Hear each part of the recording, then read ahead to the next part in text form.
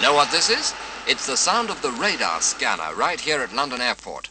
The electronic eye that keeps a constant watch on the biggest international airport in the world. How would you like to go backstage and see a little of how it all works? The people, the machines. You'd like to? All right, let's go.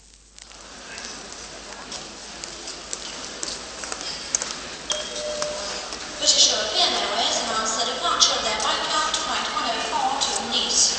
The passengers please go through doors 4 and 5 for customs and passport control. British European Airways flight 104 to Nice.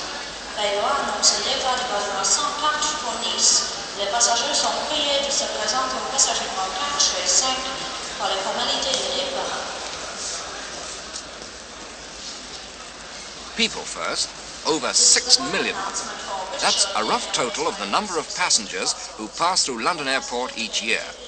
Businessmen from Birmingham, housewives from Berlin, tycoons and typists, pop singers and politicians. They all pass through the big passenger buildings on their way in or on their way out.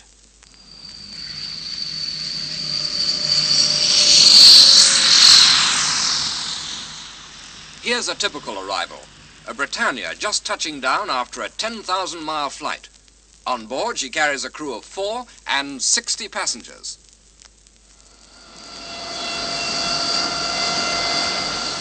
The turboprops on this Vanguard run down.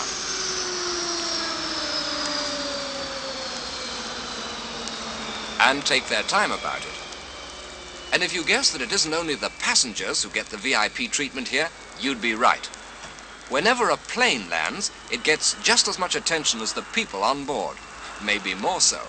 After all, it's pretty tiring work carrying a load of 160,000 pounds from the other side of the world.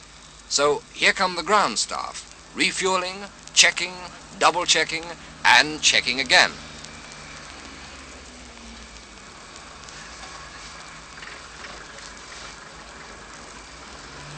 They have some pretty wonderful equipment to help them, too. Here's one of them. It's a 7 Super Fueler designed for underwing refueling of large jetliners. Its capacity, 10,000 gallons, and its delivery rate per hose, 350 gallons per minute. London Airport isn't just the biggest of its kind, it's just about the busiest.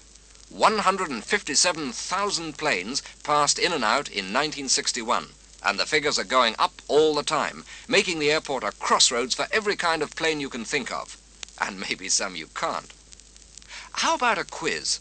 See how many of the visitors you can recognize as they take off.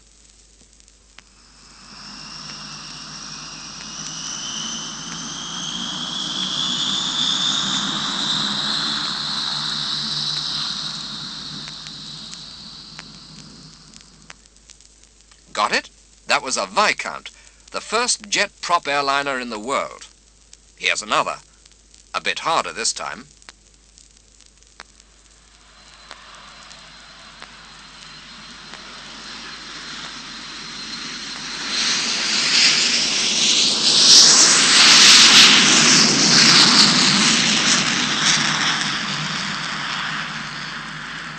That one was a Caravelle, pride of France and powered by Rolls-Royce engines to carry its 101,000 pounds across Europe.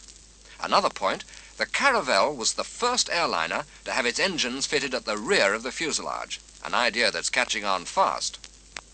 Feel like a tough one? Here it is.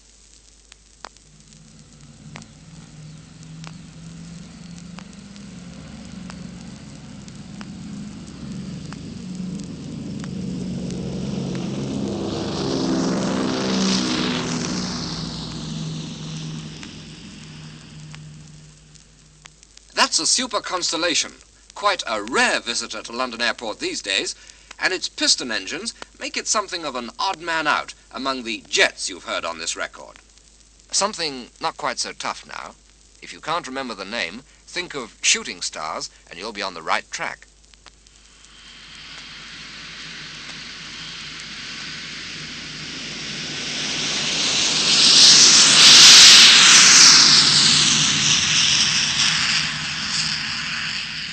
That's a Comet 4. Did you get it? These planes were the first jetliners to run a regular service across the Atlantic. And now here's a loud one. Here she comes now, so hang on to your eardrums.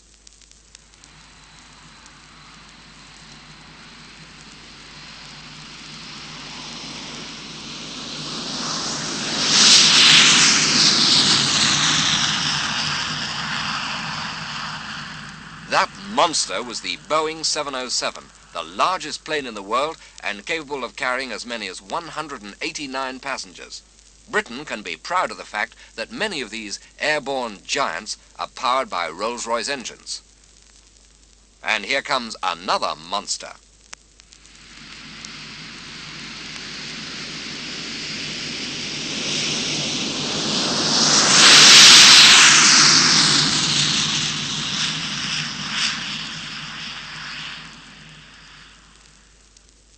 That was a Douglas DC-8, blasting down the runway on its way to San Francisco. Planes landing, planes leaving. London Airport is busy round the clock every day of the year. And here's one last thing to remember. It's a young place. All the big developments that have taken place here have happened in the last few years. And they're still going on. See that big building site over there?